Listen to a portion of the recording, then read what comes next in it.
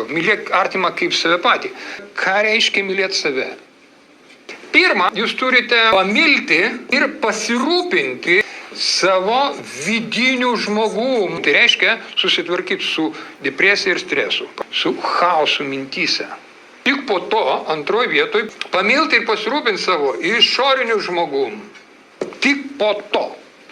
Nes to išoriniu žmogum mes ir taip rūpinamės visą gyvenimą. Tai yra fizinių kūnų. Tik antroji vietoj. Kodėl? Todėl, kad jeigu žmogus rūpinasi tik fiziniu kūnu, pirmoji vietoj, o nesirūpina savo mąstymu, savo mintim, savo sielą, tai siela tokį pragarą užkuria fiziniam kūnui, kad jis tiesiog trumpai gyvena. Dabar po to, kai jis ir vieną ir kitą išmoko rūpintis, pamilo ir pasirūpino, trečias žingsnis yra sujungti juos abu į vieną. Tik ketvirtoj vietoj yra rūpintis kitais žmonėmis.